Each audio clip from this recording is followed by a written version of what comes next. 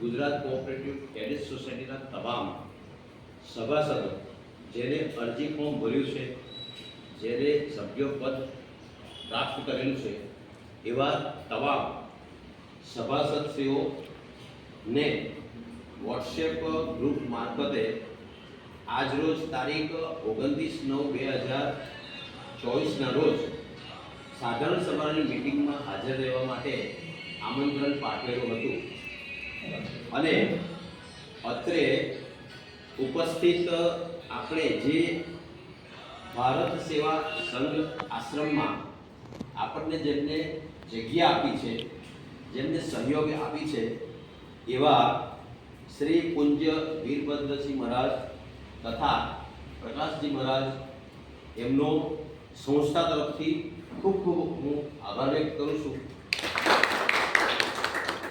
હવે તમામ સભાસદોને 16:00 વાગે સાધારણ સભાની મિટિંગમાં આવવા માટે નોટિસ, આમંત્રણ પત્રિકા ટેલિફોનથી ના મળી શકાય હોય તો વોટ્સએપના માધ્યમથી આપણી સંસ્થા દ્વારા મેં પોતે અને તમામ બીજા સભ્યોએ મદદ કરી છે અને આપણે એમને જાણ કરી છે. પરંતુ વરસાદની સિઝનના કારણે અમુક સભાસદો આવી શક્યા નથી, જે નથી આવ્યા. પરંતુ નિયમ મુજબ, રજિસ્ટરના નિયમ મુજબ 16:00 વાગે આપણી સાધારણ સભા મિટિંગ શરૂ થાય અને એની અંદર અડધા કલાક પછી કોરમના અભાવે હાજર સભાસદો દ્વારા આપણી મિટિંગનું આયોજન કરવામાં આવશે એવું જિલ્લા રજિસ્ટ્રાર તરફથી નિયમ છે. એ પેટા નિયમ ગણો એ છે.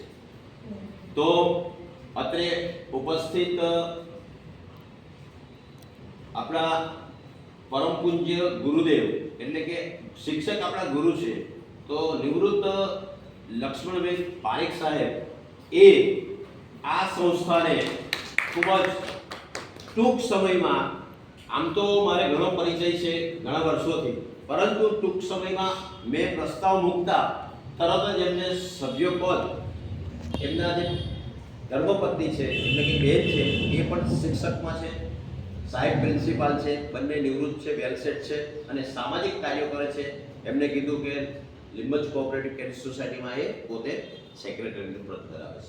તમામ જે કંઈ નાના મોટા પૂજ્ય આસારામ બાપુ મહારાજના જે કંઈ કાર્યક્રમો છે એમાં પણ સક્રિય ભાગ લે છે.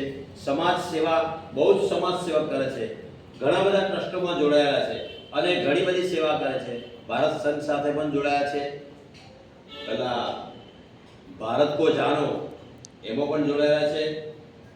રામનું કામ હોય, સીતાનું કામ હોય, લક્ષ્મણનું કામ હોય, કોઈ પણ ધર્મ. અને આ સાહેબનો ઉમદો વિચાર છે કે આપણે ગુલદસ્તા લાવીશું એના કરતાં આપણે ભગવદ્ ગીતા આપીશું. એટલે અત્યારના સંજોગોમાં ધર્મ પરિવર્તન અને દેશ અને આંતરિક દેશોમાં જે ચાલી રહ્યું છે હિન્દુ રાષ્ટ્ર જે કંઈ પ્રક્રિયાઓ, એની અંદર આ એક આપણે આર્થિક સદ્ધર થવા માટે એક આયોજન કર્યું છે. અને મારો સાહેબે કીધું મારો વિચાર એવો હતો કે જે મધ્યમ વર્ગના નાગરિકો છે, જેને પેન્શન મળતું નથી, જેને રોજે રોજ આવક આવે છે, એવા જે નાગરિકો છે, નિવૃત્ત કર્મચારી છે, ચાલુ કર્મચારી છે, બિલ્ડર હોય, કોઈ પણ ધંધામાં હોય, કોઈ પણ નાગરિક હોય, એને આપણી સોસાયટીમાં આવકાર આપવામાં આવશે. આજના સભામાં આમંત્રિત મહેમાનો જે હાજર છે એમને નવું સભ્યપદ જો નોંધાવવું હશે તો તાત્કાલિક અત્રેથી નોંધવામાં આવશે. અને આજનું જે પ્રપોઝલ છે, અત્યાર સુધી આપણું મુખ્ય પ્રપોઝલ તરીકે મેં એપ્લાય કર્યા છે બધા કામો, એની અંદર